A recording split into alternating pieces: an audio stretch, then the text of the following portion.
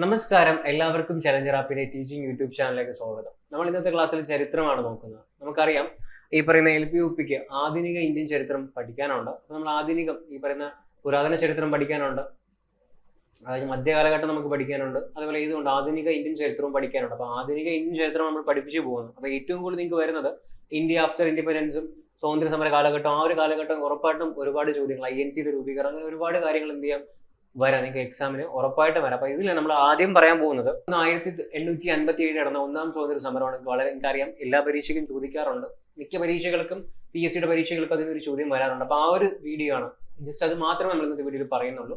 ഇനി എന്ത് ചെയ്യും, ബാക്കിയുള്ള ചരിത്രം, ആധുനിക ചരിത്രം നമ്മൾ ബാക്കി വീഡിയോകളായിട്ട് പഠിക്കും. നമ്മൾ ഇന്നത്തെ ക്ലാസ്സിൽ ഒന്നാം സ്വാതന്ത്ര്യ സമരമാണ് ചർച്ച ചെയ്യുന്നത്. ഓക്കെ, നമുക്ക് സ്റ്റാർട്ട് ചെയ്യാം.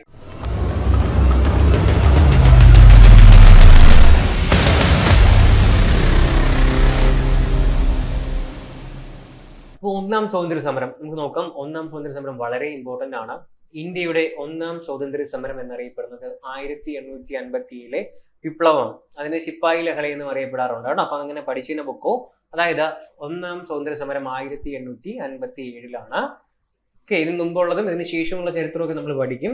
ഇന്ത്യയുടെ ഒന്നാം സ്വാതന്ത്ര്യ സമരം 1857 വിപ്ലവമാണ്. ഈ വിപ്ലവത്തിന് ഒരുപാട് കാരണങ്ങളുണ്ട്. നമുക്ക് ഓരോന്നോരോന്നായിട്ട് പറഞ്ഞു പോകാം. 1848 ദത്തവകാശ നിരോധന നിയമം, ടെക്സ്റ്റ് ബുക്കിൽ ഇത് പറയുന്നുണ്ട്, അപ്പൊ ഇത് പഠിക്കണം. 1848 ദത്തവകാശ നിരോധന നിയമം. അതുപോലെ 1854 പോസ്റ്റ് ഓഫീസ് നിയമം, 1886 ഹിന്ദു വിധവ പുനർവിവാഹ നിയമം, 1886 തന്നെ ജനറൽ സർവീസ് എൻലിസ്റ്റ്മെന്റ് നിയമം, 1850 റിലീജിയൻസ് ഡിസബിലിറ്റീസ് നിയമം. ഇത്രയും നിയമങ്ങൾ എന്ത് ചെയ്യുക, ഈ നിയമങ്ങളൊക്കെ കൊണ്ടുവന്നത് ആരെ ബാധിച്ചു, അല്ലെങ്കിൽ ആ പറയുന്ന ഏതാണ്, ഒന്നാം സ്വാതന്ത്ര്യം സമരത്തിന് കാരണമായി. ഒന്നുകൂടെ പറയാം, 1848 ദത്തവകാശ നിരോധന നിയമം, അത് വർഷം പഠിക്കണം, അതല്ലാതെയും ചോദിക്കാം. അതുപോലെ 1854 പോസ്റ്റ് ഓഫീസ് നിയമം, 1856 ഹിന്ദു വിധവ പുനർവിവാഹ നിയമം, വിവാഹ നിയമം, അതുപോലെ 1856 ജനറൽ സർവീസ് എൻലിസ്റ്റ്മെന്റ് നിയമം, അതുപോലെ 1850 റിലീജിയൻസ് ഡിസബിലിറ്റീസ് നിയമം. ഇത്രയും എന്ത് ചെയ്യാം, ഒന്ന് ഓർത്തിരിക്കാം. ഓക്കെ. നാട്ടുരാജ്യങ്ങളെ നേരിട്ട് ബ്രിട്ടീഷ് സാമ്രാജ്യത്തോട് കൂട്ടിച്ചേർത്തത് ഏതാണ്, അതും ഒരു കാരണമാണ്. എന്താണ്, നാട്ടുരാജ്യങ്ങളെ നേരിട്ട് എന്ത് ചെയ്തു, ബ്രിട്ടീഷ് സാമ്രാജ്യത്തോട് എന്ത് ചെയ്തു, കൂട്ടിച്ചേർത്തു. അതുപോലെ മിഷണറിമാരുടെ നേതൃത്വത്തിൽ നടന്ന മതപരിവർത്തനങ്ങളോട് ബ്രിട്ടീഷുകാർ കാട്ടിയ അനുകൂല മനോഭാവം, അതായത് മതപരിവർത്തനോട് എന്ത് ചെയ്തു, നടക്കുകയുണ്ട്, ബ്രിട്ടീഷുകാരെ സപ്പോർട്ട് ചെയ്യുകയാണല്ലേ ചെയ്തത്. അപ്പൊ അത് കാരണം എന്തുണ്ടായി, ഇവിടെ ഒരു ലഹളയ്ക്ക്, ബ്രിട്ടീഷുകാരുടെ ലഹളയ്ക്ക് ചാൻസ് ഉണ്ടാക്കി. ഒരുപാട് കാരണങ്ങളാണ്, എല്ലാം എന്താണ് ഇമ്മീഡിയറ്റ് ആയിട്ട് ഒന്നോ രണ്ടോ കോഴ്സ് ഉണ്ടെങ്കിലും ഒരുപാട് കാര്യങ്ങൾ ചേർന്നാണ് എന്തുണ്ടായത്, 1857 ആദ്യ സ്വാതന്ത്ര്യ സമരം ഉണ്ടായത്. തദ്ദേശീയ ജനതയുടെ മതജാതി ആചാരങ്ങളിലുള്ള ബ്രിട്ടീഷുകാരുടെ ഇടപെടൽ, ഇതിലൊക്കെ ആരിടപെട്ടു, ബ്രിട്ടീഷുകാര് ഇടപെട്ടു. ഇനി കാർഷിക മേഖലയുടെ അസംതൃപ്തി, ഇതൊക്കെ കാരണമാണ് ഇതുണ്ടായത്, നമ്മുടെ ഒന്നാം സ്വാതന്ത്ര്യ സമരം ഉണ്ടായത്. ഈ പറഞ്ഞ നിയമങ്ങളൊക്കെ കാരണമായി. അതുപോലെ ഇപ്പൊ പറഞ്ഞ നാട്ടുരാജ്യങ്ങളെ നേരിട്ട് ബ്രിട്ടീഷ് സാമ്രാജ്യത്തോട് കൂട്ടിച്ചേർക്കാൻ ശ്രമിച്ചതും, മിഷണറിമാരുടെ നേതൃത്വത്തിൽ എന്താണ് നടന്ന മതപരിവർത്തനങ്ങളോട് ആര് സപ്പോർട്ട് ചെയ്തു, ബ്രിട്ടീഷുകാർ സപ്പോർട്ട് ചെയ്തു, അതും കാരണമാണ്. തദ്ദേശീയ ജനങ്ങളുടെ മതജാതി ആചാരങ്ങളിലുള്ള ബ്രിട്ടീഷുകാരുടെ ഇടപെടൽ, ഇതൊക്കെ എന്തിനാണ്, ഇതിന് കാരണമായി. അതുപോലെ കാർഷിക മേഖലയിൽ എന്താണ് അസംതൃപ്തിയും ഇതിന് കാരണമായി. ഓക്കെ. ഇനി ഒന്നാം സ്വാതന്ത്ര്യ സമരം പൊട്ടിപ്പുറപ്പെടാനുള്ള അടിസ്ഥാന കാരണം, അടിയന്തര കാരണം എന്താണ്, ഇത്രയും കാരണങ്ങൾ ഉണ്ടായിരുന്നെങ്കിൽ അടിയന്തര കാര്യം ചോദിച്ചു കഴിഞ്ഞാൽ ഇതാണ്, 1856 മുതൽ സൈനികർക്ക് ഉപയോഗിക്കാൻ എൻഫീൽഡ് P53 എന്ന പുതിയ ഇനം തിരകളും തോക്കും നൽകി. ഈ പറയുന്ന എന്താണ്, പുതിയ എന്താണ്, ഈ പറയുന്ന തിരകളും തോക്കുകളും നൽകി. അത് ഇമ്പോർട്ടൻ്റ് ആണ്. തോക്കും തിരകളും നൽകിയതാണ് ഏറ്റവും എന്താണ് ഇമ്മീഡിയറ്റ് ആയിട്ട് ആ പറയുന്ന ലഹള ഉണ്ടാവാൻ കാരണം. അപ്പൊ അതിൽ പ്രശ്നം ഇതാണ്, ഇന്ത്യൻ സൈനികർ പുതിയ തോക്കിനെ എതിർക്കാൻ കാരണം ഇതാണ്, പുതിയ തരം തോക്കിൽ ഉപയോഗിക്കേണ്ടിയിരുന്ന തിരകളുടെ ആവരണത്തിൽ, അതിന്റെ എന്താണ് കവറിങ്ങില് പശുവിന്റെയും പന്നിയുടെയും കൊഴുപ്പ് പുരട്ടിയിരിക്കുന്നുണ്ടെന്ന് വാർത്ത പ്രചരിപ്പിച്ചു. നിങ്ങൾക്കറിയാം, പശു എന്ന് പറയുന്നത് ഈ പറയുന്ന ഹിന്ദുക്കൾക്ക് എങ്ങനെയാണെന്ന് നിങ്ങൾക്കറിയാം, പശു. അതുപോലെ തന്നെ എന്താണ് ഈ പന്നി എന്ന് പറയുന്നത് മുസ്ലിങ്ങൾക്ക് എങ്ങനെയാണെന്ന് അറിയാം. അപ്പൊ അവർ മതവുമായി ബന്ധപ്പെട്ട് എന്താണ് അതിനെ വ്രണപ്പെടുത്തുന്ന രീതിയിലുള്ള കാര്യങ്ങളാണ് രണ്ട് കാര്യങ്ങൾ, പശുവും പന്നിയും. ഇത് രണ്ടിന്റെയും എന്താണ് കൊഴുപ്പ് പുരട്ടിയിട്ടുണ്ടെന്ന, ഇതിന് രണ്ടിന്റെയും കൊഴുപ്പ് എവിടെയാണ്, ആ പറയുന്ന വെടിയുണ്ടയിൽ എന്താണ് കൊഴുപ്പ് പുരട്ടിയിട്ടുണ്ടെന്നുള്ള വാർത്ത പ്രചരിച്ചു. റൂമർ എന്ത് സ്പ്രെഡ് ചെയ്തു. തങ്ങളുടെ മതവികാരത്തെ വ്രണപ്പെടുത്താൻ വേണ്ടിയാണ് ഇത് ചെയ്തതെന്ന് എന്ത് ചെയ്തു, അവർ വിശ്വസിച്ചു. അപ്പൊ ഇങ്ങനെ ഒരു ഇൻസിഡന്റ് ഉണ്ടായപ്പോ ഓൾറെഡി ഇത്രയും കാര്യങ്ങൾ അവിടെ കിടപ്പുണ്ട്. ഒരു യുദ്ധം ഉണ്ടായാൽ അല്ലെങ്കിൽ വിപ്ലവം ഉണ്ടാക്കിയാൽ ചാൻസസ് ഒക്കെ അവിടെ ഉണ്ട്. അതിന്റെ കൂടെയാണ് പെട്ടെന്ന് ഇങ്ങനെ ഒരു കാരണം കൂടെ ഉണ്ടാക്കിയത്. ഇതാണ് P53 എന്ന പുതിയ ഇനം എന്താണ് തോക്കുകളും തിരകളും. ഓക്കെ, മംഗൾ പാണ്ഡെ അതായത് നമ്മുടെ ആദ്യത്തെ എന്താണ് ഈ പറയുന്ന സ്വാതന്ത്ര്യ സമരത്തിൽ ഈ ഇന്ത്യയുടെ ആദ്യത്തെ ഏതാണ് രക്തസാക്ഷിയാണ് മംഗൾ പാണ്ഡെ. ഇന്ത്യയുടെ ഈ പറയുന്ന ആദ്യ രക്തസാക്ഷിയാണ്. നമുക്ക് ഇന്ത്യക്ക് വേണ്ടി പോരാടി മരിച്ച ആദ്യത്തെ വ്യക്തിയാണ് ആരെന്ന് പറയുന്നത് മംഗൾ പാണ്ഡെ എന്ന് പറയുന്നത്. മംഗൾ പാണ്ഡെ ആക്രമിച്ച് പരിക്കേൽപ്പിച്ച ബ്രിട്ടീഷ് സൈനിക ഉദ്യോഗസ്ഥർ ആരൊക്കെയാണ്? മംഗൾ പാണ്ഡെ ആരെയൊക്കെയാണ് ആക്രമിച്ചത്? ഒന്ന് അഡ്ജുട്ടന്റ് ലഫ്റ്റനന്റ് ബോംറ്റെ ഹെൻറി ബോഗിനെയും അതുപോലെ തന്നെ ആരെയാണ്? മേജർ ജെയിംസ് ഹ്യൂക്സിനെ. അപ്പൊ രണ്ടുപേരാണ് നമ്മുടെ മംഗൾ പാണ്ഡെ ആരെയൊക്കെയാണ് ആക്രമിച്ചത്? ഒന്ന് ഹെൻറി ബോഗിനെയും, രണ്ട് മേജർ ജെയിംസ് ഹ്യൂക്സിനെയും ആരക്രമിച്ചു? നമ്മുടെ മംഗൾ പാണ്ഡെ ആക്രമിച്ചു. മംഗൾ പാണ്ഡെ അംഗമായിരുന്ന പട്ടാള യൂണിറ്റ് ഏതായിരുന്നു? അങ്ങനെ ചോദ്യം വരാം. മംഗൾ പാണ്ഡെ അംഗമായിരുന്ന പട്ടാള യൂണിറ്റ് ഏതായിരുന്നു? 34ാമത് ബംഗാൾ തദ്ദേശീയ കാലാൽപ്പട. കാലാൽപ്പടയുടെ ഇംഗ്ലീഷാണ് ഇൻഫാൻട്രി എന്ന് പറയുന്നത്. അപ്പം മംഗൾ പാണ്ഡെ ഏതിലാണ് അംഗമായിരുന്നത്? മംഗൾ പാണ്ഡെ അംഗമായിരുന്ന പട്ടാള യൂണിറ്റ് ആണ് 34ാമത് ബംഗാൾ എന്ന് പറയുന്ന തദ്ദേശീയ കാലാൽപ്പട അല്ലെങ്കിൽ 34th ബംഗാൾ നേറ്റീവ് ഇൻഫാൻട്രി എന്ന് പറയുന്നത്. ഓക്കെ, മംഗൾ പാണ്ഡെയെ വധിച്ച ബ്രിട്ടീഷ് സൈനിക ഉദ്യോഗസ്ഥൻ ആരാണ്? മംഗൾ പാണ്ഡെ വധിച്ചത്. മംഗൾ പാണ്ഡെ ആരെയാണ് വധിച്ചത്? അഡ്ജുട്ടന്റ് ലഫ്റ്റനന്റ്, നേരത്തെ പറഞ്ഞ ബോംറ്റെ ഹെൻറി ബോഗിനെയാണ് ആര് കൊന്നതെന്ന് പറയുന്നത്? നമ്മുടെ മംഗൾ പാണ്ഡെ ഒരു ബ്രിട്ടീഷ് ഉദ്യോഗസ്ഥനെ കൊന്നു എന്നാണ് പറയുന്നത്. ആരാണ്? ഹെൻറി ബോഗാണ്. PSCയുടെ ഉത്തരത്തിൽ ബോഗ് ആണെങ്കിലും യഥാർത്ഥത്തിൽ അദ്ദേഹത്തെ വധിച്ചിട്ടില്ല. മംഗൾ പാണ്ഡെയുടെ കുറ്റവിചാരണയിൽ മൊഴി നൽകിയ അദ്ദേഹം പിന്നീട് വിരമിച്ചു എന്നാണ് പറയുന്നത്. എന്നാൽ PSCയുടെ ഉത്തരത്തിൽ അദ്ദേഹം മരിച്ചു എന്നാണ് പറയുന്നത്. എന്നാൽ യഥാർത്ഥത്തിൽ അങ്ങനെ മരിച്ചിട്ടില്ല എന്നാണ് പറയുന്നത്. നിങ്ങൾ എന്ത് ചെയ്യും? പഠിച്ചു വെക്കുക. ആരെയാണ് അങ്ങനെ ഒരു ചോദ്യം വന്നു കഴിഞ്ഞാൽ ആരെയാണ്? ഹെൻറി ബോഗിനെയാണ് വധിച്ചത് മംഗൾ പാണ്ഡെ. മംഗൾ പാണ്ഡെയെ പിടികൂടാൻ സഹായിച്ചില്ല എന്ന കുറ്റത്തിന് തൂക്കിലേറ്റപ്പെട്ട സൈനികൻ ആരാണെന്നൊരു ചോദ്യം വരാം. ആരാണ്? ജമേദാർ ഈശ്വരി പ്രസാദ് ആണ്. ആരാണ്? ജമേദാർ ഈശ്വരി പ്രസാദ്. അപ്പൊ മംഗൾ പാണ്ഡെയെ പിടികൂടാൻ സഹായിച്ചില്ല എന്ന കുറ്റത്തിന് തൂക്കിലേറ്റപ്പെട്ട സൈനികനാണ് ജമേദാർ ഈശ്വരി പ്രസാദ് എന്ന് പറയുന്നത്. 1887 ഏപ്രിൽ 21 ജമേദാർ ഈശ്വരി പ്രസാദിനെ തൂക്കിലേറ്റത്. അപ്പൊ ഏപ്രിൽ 21 ആരെ തൂക്കിലേറ്റി? നമ്മുടെ ജമേദാർ ഈശ്വരി പ്രസാദ്. അപ്പം അവരുടെ സൈന്യത്തിൽ, ബ്രിട്ടീഷുകാരുടെ സൈന്യത്തിൽ വർക്ക് ചെയ്യുകയാണ്. പക്ഷെ എന്താണ്? മംഗൾ പാണ്ഡെയെ പിടികൂടാൻ എന്ത് ചെയ്തില്ല? സഹായിച്ചില്ല എന്ന കുറ്റത്തിന് തൂക്കിലേറ്റ സൈനികനാണ് ആരെന്ന് പറയുന്നത്? ജമേദാർ ഈശ്വരി പ്രസാദ്. ഓക്കെ, ഇനി ഷെയ്ഖ് പൽത്തുവിനാണ് മംഗൾ പാണ്ഡെയെ പിടികൂടാനുള്ള ഉത്തരവ് രണ്ടാമത് ആര് നൽകിയത്? ജോൺ ഹെയ്ൻസിൽ നിന്നും ലഭിച്ചത്. അപ്പൊ ആദ്യം കിട്ടിയത് ആർക്കായിരുന്നു? നമ്മുടെ ജമേദാർ ഈശ്വരി പ്രസാദ്. അദ്ദേഹം എന്ത് ചെയ്തില്ല? അത് കേട്ടില്ല. രണ്ടാമത് ആർക്ക് കൊടുത്തു? ഇത് ഷെയ്ഖ് പൽത്തുവിന് നൽകി. അദ്ദേഹം മംഗൾ പാണ്ഡെയെ പിടികൂടുകയും 1887 ഏപ്രിൽ 8 എന്ത് ചെയ്തു? മംഗൾ പാണ്ഡെയെ തൂക്കിലേറ്റി. അപ്പൊ ഏപ്രിൽ 8 ആരെ തൂക്കിലേറ്റി? മംഗൾ പാണ്ഡെ. 1887 ഏപ്രിൽ 8 മംഗൾ പാണ്ഡെയെ തൂക്കിലേറ്റുകയും 1887 ഏപ്രിൽ 21 ആരെ തൂക്കിലേറ്റുകയും ചെയ്തു? ജമേദാരി ഈശ്വരി പ്രസാദ്. രണ്ടുപേരെയും ബ്രിട്ടീഷുകാർ എന്ത് ചെയ്തു? കൊന്നു. അപ്പൊ രക്തസാക്ഷിയായി ആരാണ്? മംഗൾ പാണ്ഡെ. ഓക്കെ, ഇതിനെതിരെ കലാപം നടത്തിയ വിപ്ലവകാരികൾ ഡൽഹി കീഴടക്കുകയും ഇതിനെതിരെ എന്ത് ചെയ്തു? കലാപകാരികൾ വരികയും ഡൽഹി കീഴടക്കുകയും ചെയ്തു. ഇന്ത്യയുടെ ചക്രവർത്തിയായ ബഹദൂർ ഷാ രണ്ടാമനെ ആരെയാണ് സൈനികർ എന്ത് ചെയ്തത്? ഡൽഹിയുടെ രാജാവാക്കിയതെന്ന് ചോദിച്ചിട്ടുണ്ട്. PSC ചോദിച്ചിട്ടുണ്ട്. ആരെയാണ്? ബഹദൂർ ഷാ രണ്ടാമനെയാണ്. ബഹദൂർ ഷാ രണ്ടാമനെയാണ്. ബഹദൂർ ഷാ സഫർ എന്ത് ചെയ്തു? അയാളെ ബഹദൂർ ഷാ സഫർ എന്ന യഥാർത്ഥ നാമം ബഹദൂർ ഷാ രണ്ടാമൻ എന്ന് അറിയപ്പെടാറുണ്ട്. പ്രഖ്യാപിക്കുകയും ചെയ്തു. ഇന്ത്യയുടെ ചക്രവർത്തിയാക്കിയത് ആരെയാണ്? ബഹദൂർ ഷാ സെക്കൻഡ് അല്ലെങ്കിൽ ബഹദൂർ ഷാ സഫറിനെയാണ്. ഓർത്തിരിക്കുക. ഓക്കെ, ഇനി ബ്രിട്ടീഷുകാർ വിപ്ലവകാരികളിൽ നിന്നും തിരിച്ചു പിടിച്ച ആദ്യ പ്രദേശം ഏതാണ്? ഡൽഹിയാണ്. ഡൽഹി പിടിച്ചെടുക്കുകയും ചക്രവർത്തിയാക്കിയത് ആരെയാണ്? ബഹദൂർ ഷാ സഫറിനെയാണ്. പക്ഷെ എന്ത് ചെയ്തു? ബ്രിട്ടീഷുകാർ വിപ്ലവകാരിൽ നിന്ന് എന്ത് ചെയ്തു? തിരിച്ചു പിടിച്ച ആദ്യ പ്രദേശവും ഡൽഹി തന്നെയാണ്. ബഹദൂർ ഷാ രണ്ടാമൻ ഹുമയൂണിന്റെ ശവകുടീരത്തിൽ അഭയം പ്രാപിച്ചു. അദ്ദേഹം എന്ത് ചെയ്തു? നമ്മുടെ ഹുമയൂണിന്റെ മുഗൾ ചക്രവർത്തിമാരിൽ വരുന്നതാണ് ഇവരൊക്കെ. ബഹദൂർ ഷാ രണ്ടാമൻ എന്ത് ചെയ്തു? ഹുമയൂണിന്റെ ശവകുടീരത്തിൽ അഭയം പ്രാപിച്ചു. ഈ സമയം അദ്ദേഹത്തെ അവിടെ നിന്നും പിടികൂടാൻ നേതൃത്വം കൊടുത്ത ബ്രിട്ടീഷ് സൈനിക ഉദ്യോഗസ്ഥനാണ് വില്യം ഹോഡ്സൺ. പേരുകൾ മാറിപ്പോവാം. ഇതാരാണ്? വില്യം ഹോഡ്സൺ ആണ്. നേരത്തെ പറഞ്ഞ ഹ്യൂക്സ് ആണ് കേട്ടോ, മാറിപ്പോവില്ല. അപ്പൊ ഈ സമയം അദ്ദേഹത്തെ അവിടെ നിന്നും പിടിച്ചതാരാണ്? നമ്മൾ പറയുന്നത് വില്യം ഹോഡ്സൺ ആണ്. 1857 സെപ്റ്റംബർ 20 ബഹദൂർ ഷാ സഫർ എന്ത് ചെയ്തു? കീഴടങ്ങി എന്നാണ്. 1857 സെപ്റ്റംബർ 20. നമ്മൾ ഏപ്രിലിന്റെ കാര്യമാണ് പറഞ്ഞത് അല്ലെ? നേരത്തെ എത്രയാണ്? ഏപ്രിൽ 8 കാര്യമാണ് പറഞ്ഞത്. ഇപ്പൊ പറയുന്നത് എന്താണ്? 1857 സെപ്റ്റംബർ 20 ബഹദൂർ ഷാ സഫർ എന്ത് ചെയ്തു? കീഴടങ്ങി. ബഹദൂർ ഷാ രണ്ടാമന്റെ പുത്രന്മാരെയും പൗത്രനെയും എന്ത് ചെയ്തു? വിചാരണ കൂടാതെ വില്യം ഹോഡ്സൺ എന്ത് ചെയ്തു? വെടിവെച്ച് കൊന്നു. അപ്പോൾ ഓർത്തിരിക്കുക, ബ്രിട്ടീഷുകാർക്കെതിരെ എന്താണ് ഒന്നാം സ്വാതന്ത്ര്യ സമരത്തിൽ എന്താണ് ഡൽഹിയുടെ ചക്രവർത്തിയായി ആയിരുന്ന വ്യക്തിയാണ് ആര്? ബഹദൂർ ഷാ സഫർ. അദ്ദേഹം 1857 സെപ്റ്റംബർ 20 കീഴടങ്ങുകയുണ്ടായി. എന്നിരുന്നാലും അദ്ദേഹത്തിന്റെ പൗത്രനെയും എന്ത് ചെയ്തു? പൗത്രനെയും എന്ത് ചെയ്തു? വിചാരണ കൂടാതെ തന്നെ എന്ത് ചെയ്തു? വെടിവെച്ച് കൊന്നു. ആരാണ്? William Hodgson. ആ പേര് ഓർത്തിരിക്കുക, വില്യം ഹോഡ്സൺ.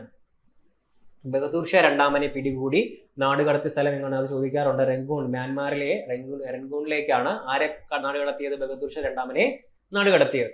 1862 ബഹദൂർ ഷാ രണ്ടാമനെ റംഗൂണിൽ വെച്ച് എന്ത് ചെയ്തു? മരണമടഞ്ഞത്. 62 എന്ത് ചെയ്തു? മരിക്കുകയും ഉണ്ടായി. 57 ഇത് നാട് കടത്തുന്നത്. 57 എന്ന് പറഞ്ഞാൽ അദ്ദേഹം കീഴടങ്ങുന്നത്. എന്നാലും 62 എന്ത് ചെയ്തു? അദ്ദേഹം മരിക്കുകയുണ്ടായി. ഓക്കെ. ബ്രിട്ടീഷുകാർ വിപ്ലവകാരിയിൽ നിന്നും തിരിച്ചു പിടിച്ച പ്രദേശം ഡൽഹിയാണ് നമ്മൾ പറഞ്ഞു. ഇനി അതുപോലെ റാണി ലക്ഷ്മിബായി, വളരെ ഇമ്പോർട്ടൻ്റ് ഉള്ള പേരാണ് ആരെന്ന് പറയുന്നത്? റാണി ലക്ഷ്മിബായി.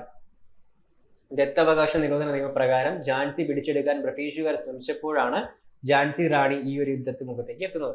അപ്പൊ എന്താണ് ദത്തവകാശ നിരോധന നിയമം? നിങ്ങൾക്ക് അറിയാലോ. അതായത് ഒരു രാജാവ് മരിക്കുകയാണെന്നുണ്ടെങ്കിൽ അദ്ദേഹത്തിന് എന്തില്ല? മക്കളില്ല എന്നുണ്ടെങ്കിൽ എന്താണ്? ആ രാജ്യമാർക്ക് പോകും? ബ്രിട്ടീഷുകാർക്ക് പോകും. അതായത് ദത്തെടുത്ത മക്കൾക്ക് എന്ത് ചെയ്യത്തില്ല? രാജ്യം ഭരിക്കാനുള്ള അവകാശമില്ല. അപ്പം ദത്തവകാശ നിരോധന നിയമം കൊണ്ടുവന്നു. ഓക്കെ. അപ്പൊ അത് പ്രകാരം ഝാൻസി പിടിച്ചെടുക്കാൻ ബ്രിട്ടീഷുകാർ ശ്രമിച്ചപ്പോൾ ഝാൻസി റാണി എന്ത് ചെയ്തു? ഈ ഒരു യുദ്ധമുഖത്തേക്ക് അപ്പോഴാണ് ഝാൻസി റാണി എന്ത് ചെയ്തത്? ഈ ഒരു യുദ്ധമുഖത്തേക്ക് വരുന്നത്. ഓക്കെ. ഝാൻസിയിലെ രാജാവായിരുന്ന ആരാണ്? ഗംഗാധർ റാവുവിന്റെ ഭാര്യയാണ് റാണി ലക്ഷ്മി. അപ്പൊ ഝാൻസിയുടെ രാജാവാണ് ആരെന്ന് പറയുന്നത്? ഗംഗാധർ റാവു. അദ്ദേഹത്തിന്റെ ഭാര്യയാണ് ആരെന്ന് പറയുന്നത്? റാണി ലക്ഷ്മിബായി. റാണി ലക്ഷ്മിബായി തന്നെയാണ് ഝാൻസി റാണി എന്നറിയപ്പെടുന്നത്. വേറെയും പേരുണ്ട്. ഗംഗാധർ റാവുവിന്റെ മരണശേഷം അധികാരം നഷ്ടപ്പെട്ട അദ്ദേഹത്തിന്റെ ദത്തുപുത്രൻ ആരാണ്? ദാമോദർ റാവു ആണ്. അപ്പോൾ ഈ പറയുന്ന ആരാണ്? ഗംഗാധർ റാവു മരിച്ചു. അപ്പൊ അതിനുശേഷം അദ്ദേഹത്തിന്റെ മകനാണ് എന്ത് ചെയ്യേണ്ടത്? അടുത്ത രാജാവാവേണ്ടത് അല്ലെ?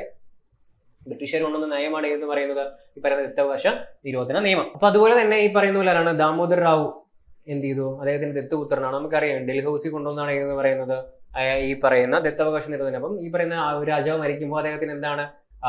അയാളുടെ അനന്തരാവകാശി എന്ന് പറയുന്ന ഒരു മെയിൽ, ഒരു പുരുഷൻ, ഒരു മകൻ എന്ന് പറയുന്ന ഒരാള് ഇല്ല. ദത്തെടുത്തൊരു വ്യക്തി മാത്രമേ അവിടെ ഉള്ളൂ, അല്ലെങ്കിൽ മകൾ മാത്രമേ ഉള്ളൂ, ആരില്ല?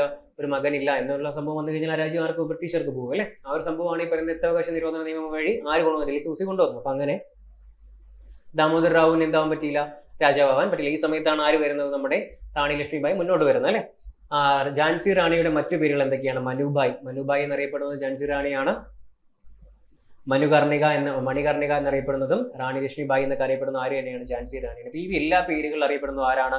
നമ്മുടെ ഝാൻസി റാണിയാണ്. അത് ഓർത്തിരിക്കുക കേട്ടോ.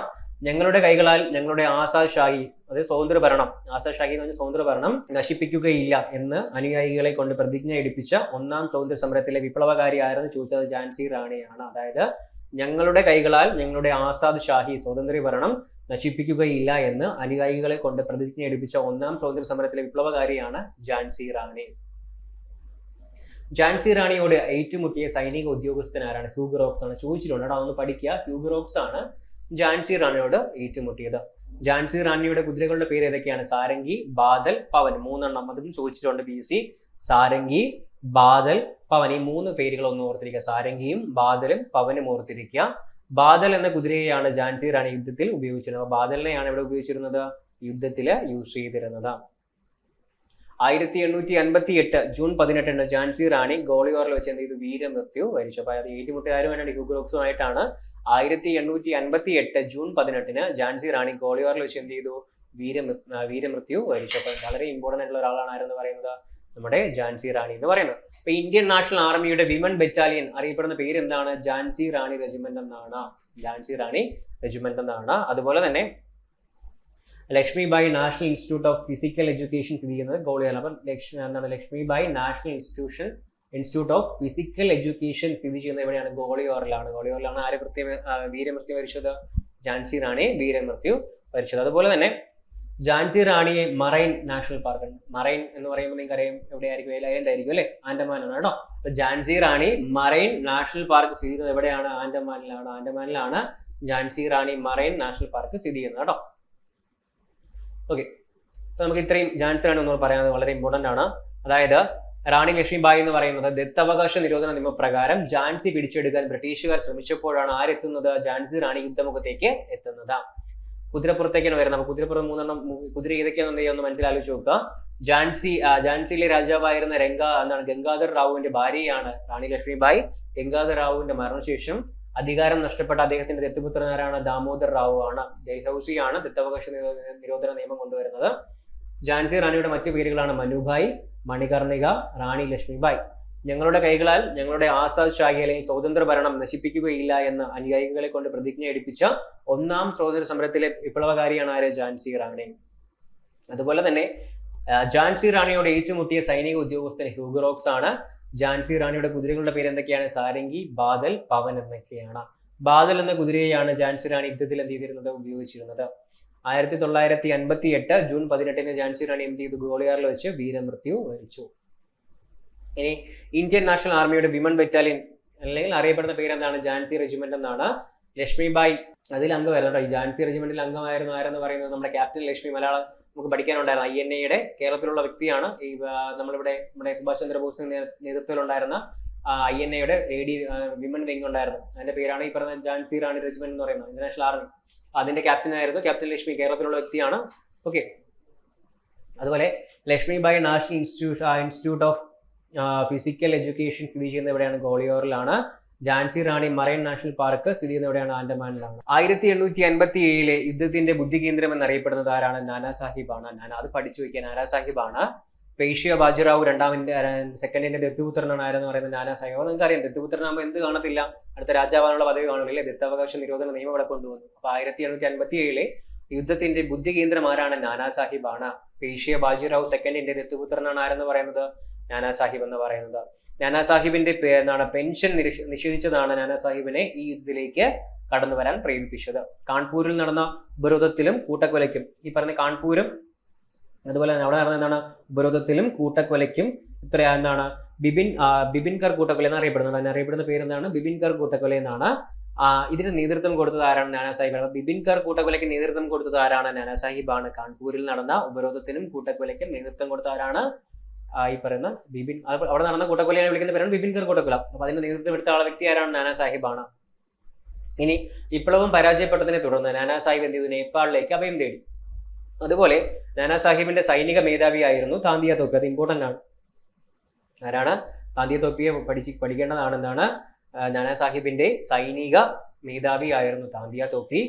ഈസ്റ്റ് ഇന്ത്യ കമ്പനിക്കെതിരെ ഗറില്ല യുദ്ധം, നിങ്ങൾ ഒളിപ്പൂര് പഴശ്ശിരാജ്യം നടത്തിയിട്ടുണ്ട്. ഈസ്റ്റ് ഇന്ത്യ കമ്പനിക്കെതിരെ ഗറില്ല യുദ്ധരീതി ആവിഷ്കരിച്ച സമര നേതാവാണ് ആരെന്ന് പറയുന്നത്? താന്തിയ തോപ്പി. ഇത് 1857 നടക്കുന്നത്.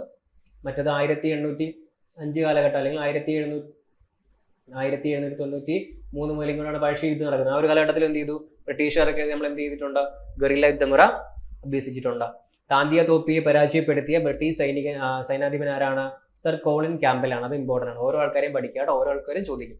താന്തിയ തോപ്പിയെ പരാജയപ്പെടുത്തിയ ബ്രിട്ടീഷ് സൈനാധിപൻ ആരാണ്? സർ കോളിൻ ക്യാമ്പൽ ആണ്. താന്തിയ തോപ്പി ബ്രിട്ടീഷുകാർ തൂക്കിലേറ്റി എന്നാണ് 1859 ഏപ്രിൽ 18. അദ്ദേഹത്തെയും എന്ത് ചെയ്തു? തൂക്കിലേറ്റി. താന്തിയ തോപ്പി വധിക്കപ്പെട്ട സ്ഥലം ഏതാണ്? ശിവപുരി, മധ്യപ്രദേശ്. ശിവപുരി, മധ്യപ്രദേശ്. താന്തിയ തോപ്പി മെമ്മോറിയൽ സ്ഥിതി ചെയ്യുന്നത് എവിടെയാണ്? ശിവപുരിയിലാണ് കേട്ടോ. ശിവപുരിയിലാണ് താന്തിയ തോപ്പി മെമ്മോറിയൽ സ്ഥിതി ചെയ്യുന്നത്. 1858 ജൂലൈ മാസത്തോടുകൂടി വിപ്ലവം പൂർണ്ണമായും അടിച്ചമർത്തപ്പെട്ടു. ഓക്കെ. തൂക്കിലേറ്റത് 1859 1858 ജൂലൈ മാസത്തോടു കൂടി എന്ത് ചെയ്തു? വിപ്ലവം പൂർണ്ണമായും അമർത്തപ്പെട്ടു. ഓക്കെ. നാനാ സാഹിബും താന്തിയ തോപ്പിയും വളരെ ഇമ്പോർട്ടൻ്റ് ആണെന്ന് ഓർത്തിരിക്കുക. ഇനി ഇതിന്റെ ഫലങ്ങൾ എന്തൊക്കെയാണ്? റിസൾട്ട് എന്ന് പറയാൻ നോക്കാം. ഇന്ത്യയിൽ ഈസ്റ്റ് ഇന്ത്യ കമ്പനിയുടെ ഭരണം അതോടുകൂടി എന്ത് ചെയ്തു? അവസാനിച്ചു. ഏത് വഴിയാണ്? 1857 വിപ്ലവ പ്രകാരം. 1858 ഗവൺമെന്റ് ഓഫ് ഇന്ത്യ ആക്ട് പാസ്സാക്കി. ആക്ട് നമുക്ക് ഇമ്പോർട്ടൻ്റ് ആണ് പഠിക്കാൻ. ഇന്ത്യയുടെ ഭരണം ബ്രിട്ടീഷ് നേരിട്ട് എന്ത് ചെയ്തു? ഏറ്റെടുത്തു. ബ്രിട്ടീഷ് പാർലമെന്റ് നേരിട്ട് ഭരണം ഏറ്റെടുത്തു. ഈസ്റ്റ് ഇന്ത്യ കമ്പനി മാറ്റിയിട്ട് ബ്രിട്ടീഷ് രാജ്ഞി ബ്രിട്ടീഷ് ക്വീൻ എന്ത് ചെയ്തു? നേരിട്ട് ഭരണം ഏറ്റെടുത്തു. ഇന്ത്യയിലെ ജനങ്ങളുടെ സാമൂഹികവും മതപരവുമായ കാര്യങ്ങളിൽ ഇടപെടുന്നത് അവസാനിപ്പിക്കുമെന്നും ബ്രിട്ടീഷ് പ്രഖ്യാപിക്കുകയും ചെയ്തു. ജനങ്ങളുടെ സാമൂഹികവും മതപരമായ കാര്യങ്ങൾ ഇടപെടില്ല എന്ന് പ്രഖ്യാപിച്ചു. വിദ്യാഭ്യാസ യോഗ്യത അനുസരിച്ച് ഇന്ത്യക്കാരെ ഗവൺമെന്റ് ഉദ്യോഗങ്ങളിൽ നിയമിക്കാം എന്നവർ പ്രഖ്യാപിച്ചു. ഓക്കെ. അപ്പം 1857 വിപ്ലവം ഉണ്ടായതിനു ശേഷം 1857 എന്ത് ചെയ്തു? വിക്ടോറിയ രാജ്ഞിയുടെ വിളംബരം കൊണ്ടുവന്നതാണ്. വിക്ടോറിയ രാജ്ഞിയുടെ വിളംബരം വായിക്കാനായി 1858 നവംബർ 1 കാനിങ് പ്രഭു വിളിച്ചുകൂട്ടിയ രാജകീയ സദസ്സാണ് അലഹബാദ് ദർബാർ എന്ന് പറയുന്നത്. അലഹബാദ് ദർബാർ. ഇതിനുശേഷം ഭിന്നിപ്പിച്ചു ഭരിക്കുക എന്ന പുതിയ നിയമമാണ് ആര് കൊണ്ടുവന്നത്? ബ്രിട്ടീഷുകാർ കൊണ്ടുവന്നത്. 1858 ഗവൺമെന്റ് ഓഫ് ഇന്ത്യ ആക്ട് നമുക്ക് നോക്കാം. Act for the better government of India എന്നറിയപ്പെടുന്ന ഇതിനെയാണ് പാസ്സാക്കിയത് എന്നാണ് 1858 ഒക്ടോബർ 2 അതുപോലെ തന്നെ പാർലമെന്റിൽ അവതരിപ്പിച്ചതാരാണ്? പാൽമേഴ്സ്റ്റൺ പ്രഭുവാണ് അല്ലെ. പാൽമേഴ്സ്റ്റൺ പ്രഭുവാണ് എന്ത് അവതരിപ്പിച്ചത്? ഈ പറയുന്ന ഗവൺമെന്റ് ഓഫ് ഇന്ത്യ ആക്ട് എവിടെ അവതരിപ്പിച്ചത്? ബ്രിട്ടീഷ് പാർലമെന്റിൽ അവതരിപ്പിച്ചത്. ഭരണനിർവഹണത്തിനായി പുതിയ പദവിയായ secretary of state for India എന്ന പദവി കൊണ്ടുവന്നു. Secretary of state for India എന്ന് പറയുന്ന പദവി ആര് കൊണ്ടുവന്നു? ബ്രിട്ടീഷ് പാർലമെന്റ് കൊണ്ടുവന്നു ഭരിക്കുന്നതിന് വേണ്ടിയിട്ട്.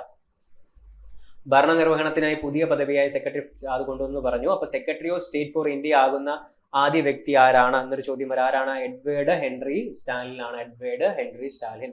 ഏറ്റവും കൂടുതൽ കാലം secretary of state for India ആയിരുന്ന വ്യക്തി ആരാണ്? ആരായിരിക്കും? ജോർജ് ഹാമിൽട്ടൺ ആണ്. അപ്പം ആദ്യമായിട്ടായത് സ്റ്റാൻലിയാണ്. അതായത് എഡ്വേർഡ് ഹെൻറി സ്റ്റാലിനാണെന്നുണ്ടെങ്കിൽ ഏറ്റവും കൂടുതൽ കാലം ആരാണ്? ഈ പറയുന്ന ജോർജ് ഹാമിൽട്ടൺ ആണ്. അങ്ങനെയാണെങ്കിൽ ഏറ്റവും അവസാനത്തത് ആരാണ്? വില്യം ഫ്രാൻസിസ് ഹാരെയാണ്. William Francis Hare. അപ്പം ആദ്യത്തേത് സ്റ്റാലിൻ. ആദ്യത്തെ ആരാണ്? സ്റ്റാലിനാണ്. അപ്പൊ ആദ്യത്തേത് സ്റ്റാലിനാണ്. Edward Henry സ്റ്റാലിനാണ്. ഏറ്റവും കൂടുതൽ കാലം ആരാണ്? ഈ പറഞ്ഞ ജോർജ് ഹാമിൽട്ടൺ ആണെന്നുണ്ടെങ്കിൽ ഏറ്റവും അവസാനം ആരാണ്? William Francis ഹാരെയാണ്. ഓക്കെ അല്ലേ? ശരി. ഇനി അവസാനത്തെ കുറച്ച് ഇതും കൂടെ പഠിച്ചു കഴിയുമ്പോൾ ഈ ടോപ്പിക്കും കഴിയും. അതായത് 1857 വിപ്ലവത്തിന്റെ പ്രധാന നേതാക്കൾ ഒരുപാട് തവണ PSC ചോദിച്ചിട്ടുണ്ട്. ഝാൻസിയിലാണ് നമ്മൾ പഠിച്ചാണ്. ആരാണ്? ഈ പറയുന്ന റാണി ലക്ഷ്മി. ഗോളിയോർ അല്ലെങ്കിൽ ഝാൻസി ചോദിച്ചു കഴിഞ്ഞാൽ റാണി ലക്ഷ്മിബായി ആണ്. ബീഹാർ ആരാണ്? കൻവർ സിംഗ് ആണ് കേട്ടോ. കൻവർ സിംഗ് ആണ് ബീഹാറിൽ വരുന്നത്. ഡൽഹി നമ്മൾ പഠിച്ചു ബഹദൂർ ഷാ സെക്കൻഡും ഉണ്ട്. അതുപോലെ ആരും ഉണ്ട്?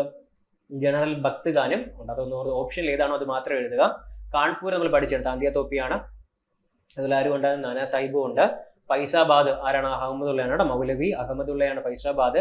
ബറേലി ചോദിക്കുക ആരാണ്? ഖാൻ ബഹദൂർ ഖാൻ ആണ് കേട്ടോ. ഖാൻ ബഹദൂർ ഖാൻ ആണ് ബറേലി വരുന്നത്. മധുര ആരാണ്? ദേവി സിംഗ് ആണ്. മധുര വരുമ്പോൾ ദേവി സിംഗും. ലക്നൗ ബീഗം ഹസ്രത് മഹലാണ്. ഇത് പഠിക്കണം. ബീഗം ഹസ്രത് മഹൽ ഇമ്പോർട്ടൻറ്റ്. ബീഗം ഹസ്രത് മഹൽ ഇമ്പോർട്ടൻ്റ് ആണ് കേട്ടോ. ഒന്നുകൂടെ പറയാം. ഝാൻസി റാണി ലക്ഷ്മിബായി ആണ്. ബീഹാർ കൻവർ സിംഗ് ആണ്. ഡൽഹി ജനറൽ ഭക്ത് ഖാൻ അല്ലെങ്കിൽ ബഹദൂർ ഷാ സെക്കൻഡ് ആണ്. കാൺപൂർ നാനാ സാഹിബ് അല്ലെങ്കിൽ താന്തിയ തോപ്പിയാണ്. ഫൈസാബാദ് ആരാണ്? മുഹമ്മദ് മൗലവി അഹമ്മദുള്ളയാണ്. അതുപോലെ തന്നെ ആരാണ്? ബറേലി എന്ന് പറയുന്നത് ഖാൻ ബഹദൂർ ഖാൻ ആണ്. മധുരൈ ദേവി സിംഗും. ലക്നൗ ആരാണ്? ബീഗം ഹസ്രത് മഹലാണ്. അപ്പൊ ഇത്രയും കാര്യങ്ങൾ എന്താണ്? വളരെ ഇമ്പോർട്ടൻ്റ് ആണ്. നമ്മൾ ഈ പറയുന്ന 1857 നടന്ന ഒന്നാം സ്വാതന്ത്ര്യ സമരമാണ് ചർച്ച ചെയ്തത്. ഇത് എവിടെ വരുന്നതാണെന്ന് ചോദിച്ചു കഴിഞ്ഞാൽ ആധുനിക ഇന്ത്യൻ ചരിത്രത്തിൽ മോഡേൺ ഇന്ത്യൻ ഹിസ്റ്ററിയിൽ വരുന്നതാണ്. ഒരുപാട് ടോപ്പിക് നമുക്ക് പഠിക്കാനുണ്ട്. സിലബസിലുണ്ട്, ടെക്സ്റ്റ് ബുക്കിലും ഉണ്ട്. അപ്പോൾ വളരെ പ്രധാനപ്പെട്ട കാര്യമാണ് ചർച്ച ചെയ്തത്. ഇതുപോലെ എന്താണ് സോഷ്യലിലെ സിലബസിലുള്ള ഏറ്റവും പ്രധാനപ്പെട്ട ചാപ്റ്ററുകൾ നമുക്ക് എന്ത് ചെയ്യാം? ഇനിയും ഓരോ ക്ലാസ്സുകളായിട്ട് ചർച്ച ചെയ്ത് പോകും. അപ്പോൾ നിങ്ങൾക്ക് ഏത് ചാപ്റ്ററുകളൊക്കെയാണ് വേണ്ടതെന്നുള്ളത് എന്ത് ചെയ്യുക? ഈ വീഡിയോയുടെ താഴെ കമന്റ് ചെയ്യുക. അതുപോലെ എന്ത് ചെയ്യുക? നിങ്ങൾക്ക് ഇത് തയ്യാറെടുക്കുന്ന വിദ്യാർത്ഥികൾക്ക് എന്ത് ചെയ്യുക? ചാനൽ അയച്ചു കൊടുക്കുക. ചാനൽ സബ്സ്ക്രൈബ് ചെയ്യുക. നിർദ്ദേശങ്ങൾ നിങ്ങൾ അറിയിക്കുക. അപ്പോൾ മറ്റൊരു വീഡിയോ വേണം നമുക്ക് എന്ത് ചെയ്യാം? അടുത്തൊരു ക്ലാസ്സിൽ കാണാം. Thank you.